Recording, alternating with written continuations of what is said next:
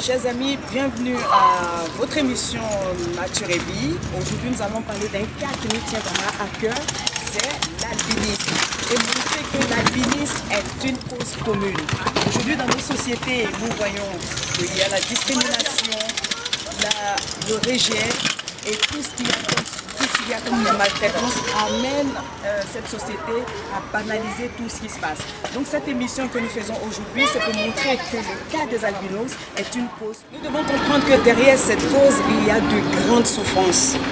Et pour cela, je vous présente mon invité Julie Poulet qui a écrit un ouvrage sur l'albinisme, sur la cause des albinos. Du côté de ton père, il y a des albinos, ton père même albinos, et que je lis ton livre, je vois que ta venue était inattendue. Oui, effectivement. Oui. Parce que ma mère, elle m'a mis au monde très jeune. Elle avait que 15 ans. Et elle avait eu une aventure avec son instituteur. Voilà. Et elle ne savait pas, elle était très jeune. Après, elle est sortie avec mon père. Donc, pour elle, c'était l'instituteur qui l'avait mise enceinte. Donc, à sa grande surprise, 9 mois plus tard, je sors un enfant toute blanche. Je vois rien. Donc, du coup, tous les problèmes ont commencé. D'abord, même avant même que je ne vienne au monde, les problèmes avaient déjà commencé parce qu'elle était très jeune, qu'il avait enceinte. Elle avait quel âge? 15 ans. 15 ans, ouais, elle était vraiment jeune. Elle avait 15 ans. Donc, du coup, ça avait suscité pas mal de problèmes déjà parce qu'il fallait que le monsieur reconnaisse la grossesse. Donc, c'était tout un problème en fait. Parce que non pas ça, c'était aussi un détournement de mineur parce qu'elle était très jeune. Donc déjà, même avant que je ne vienne au monde, les problèmes d'abord avaient déjà commencé. Et lorsque je suis venue au monde, là c'était tout un problème en fait. Voilà. Okay. Bon, nous allons revenir à notre ouvrage. Oui. Parce que c'est cet ouvrage qui nous réunit. Oui. La question que je vais vraiment poser, parce que j'ai lu l'ouvrage, je te vois, et la question que je vais vraiment poser, en regardant le titre de cet ouvrage qui est l'avocate des albinos, la question que je vais te poser, c'est pourquoi t'es-tu proclamée l'avocate des albinos? C'est une bonne question. Oui. Alors je vais vous répondre. Vous savez, pour parler d'une cause, on a besoin d'être forcément pour avoir quand même des diplômes, non. Mais ce sont des causes qui relient tout le monde. C'est une cause noble. Une cause noble parce que d'abord, moi-même je suis d'abord albinos. Et je comprends les albinos.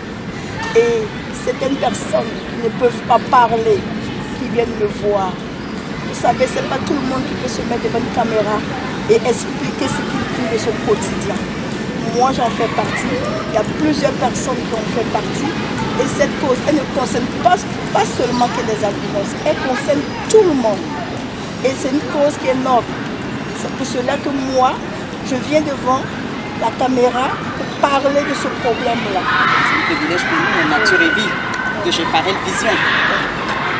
Donc, c'est ça parce que c'est une cause, franchement, ça me fait de la peine, je le dis, parce qu'au moment où je suis en train de vous parler, il y a certaines albinos qui sont maltraités quelque part. Et il y a d'autres aussi torturés, si disons les enlèvements ne finissent pas. On n'a pas que simplement les enlèvements. Oui. On a aussi des maltraitances. Les différences. Une différence. Oui. Dans le rejet. Dans les études, les albinos n'arrivent pas à finir les études. Ceux qui ont le privilège de continuer, tant mieux. Mais il y a certains qui ne peuvent pas le faire. Pourquoi? À cause du mépris, à cause du rejet. Donc c'est pour cela que moi aujourd'hui, je parle, je dénonce tous ces faits-là pour que les autorités prennent conscience. Je sais qu'ils prennent conscience, mais pour qu'ils aient encore plus davantage de pouvoir nous aider à pouvoir trouver une solution à tous ces problèmes-là en fait. Est-ce que je voulais te poser comme question, Julie, c'est quelle est la description d'un albinos? Bon, parce qu'en parlant, tu as parlé de mélanine, tout ça. Donc j'aimerais bien que tu expliques. Parce qu'un albinos, on voit un albinos, on se dit il est blanc, il est noir, on ne sait pas. Parce que je sais que chez les blancs aussi, il y a des albinos, c'est pas seulement chez les Africains. Mais un albinos, quelle est sa particularité? C'est quoi son problème, un albinos? Oh, ok, je vais vous le dire. avant d'aller plus loin, je vais prendre d'abord mon cas. Je vais vous expliquer parce que je suis albinos.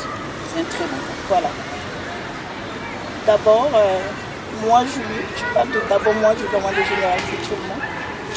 D'abord, j'ai un problème de peau. Je ne peux pas sortir lorsqu'il fait chaud. Je ne peux pas sortir. Lorsque je sors, vous voyez, je vais vous donner un exemple. J'ai des taches qui sortent sur la peau. C'est le soleil qui Ouais, ça provoque c'est tout le ça. soleil qui provoque tout ça. Wow. Parce que j'ai vécu en Afrique. Je sais qu'en Europe aussi, c'est vrai, il y a le soleil. Oui. Mais ça, c'est d'autres choses encore que je vais développer. Mais l'Afrique, il fait beaucoup chaud.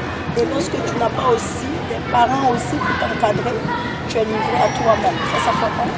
Mais je ne vais pas encore aller dans ce détail-là. Parce que je m'aurais dit que non, j'ai un problème visuel. J'ai un problème visuel qui ne me permet pas, même pas 2 semaines.